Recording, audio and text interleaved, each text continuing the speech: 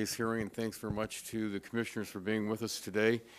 As always, it's great to see you all, and just following up on my friend from Illinois, I really appreciate Mr. Chairman and Commissioner O'Reilly for you coming out to my district, because I think you take an interest in more in this one case when the chairman was out with the very small rural telecoms that you met with.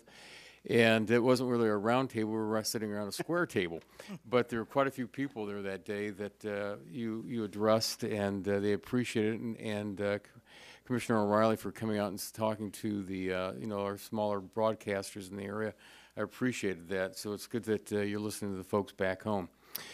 Chairman Pai, if I could start my questions with you. Like you, I believe modernizing regulations is critical to spur innovation. For instance, I'd like to see the FCC streamline procedures for small entities to seek regulatory relief. The current waiver regime has a one-size-fits-all construction. It disproportionately burdensome on small entities, and when needed, diverts the resources from infrastructure investment to regulatory compliance. Do you believe there is a need for a more efficient and expedited process that allows small entities to seek relief from these unnecessary regulations?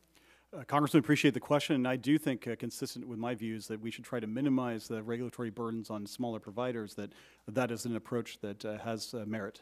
Thank you. Commissioner O'Reilly, what are your thoughts? I agree. I think it has incredible merit. Thank you. Commissioner O'Reilly, in your statement on the Commission's adoption of the mid-band spectrum NOI, you noted that the 6 gigahertz band is adjacent to the unlicensed 5 gigahertz band. Would you elaborate on the potential benefits if the 6 gigahertz band is made available on an unlicensed basis? So we have to deal with incumbency issues within 6 gigahertz, but I think that will be tremendous benefit by combining it with 5 gigahertz. Wider channels provide 100 opportunity for great speeds, latency reductions, and consumer experience will go through the roof. We have a shortage of Wi-Fi spectrum or unlicensed spectrum going forward, and we need to address that. There's estimates by 2025 we'll need somewhere between 500 megahertz and 1 gigahertz of additional unlicensed spectrum. 6 gigahertz makes a great platform for that solution.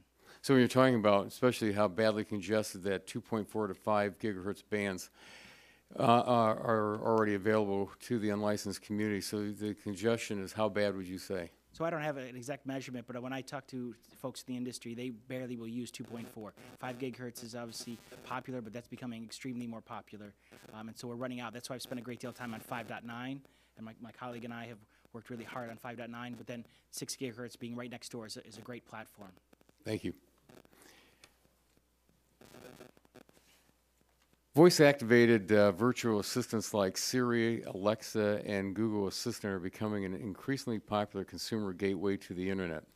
Someday, soon, they may even become consumers' preferred interface with the Internet, leaving the age of the desktop Google search behind.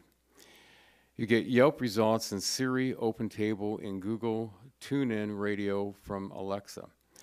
These interactions are occurring through private partnerships among these companies to have their apps interact. However, it creates a situation where, by definition, the consumer's access to other Internet content is limited or completely blocked.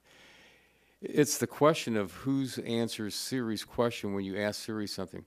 Chairman Pai, can the FCC do anything about this? Congressman, under our current Internet regulations, we cannot. Those do not apply to edge providers. And Commissioners Clyburn and Rosenworcel, do you think this is a concern for the open Internet? And again, our jurisdiction is very limited. I think there's an impact and influence, but in terms of our ability, it's very limited to negligible. Commissioner Rosenworcel? I would agree with both my colleagues that our jurisdiction does not extend to that. Thank you very much. And Madam Chair, I yield back the balance of my time. Gentleman yells back, but he's not in the running for the prize. Okay, Ms. Eshoo, you're recognized.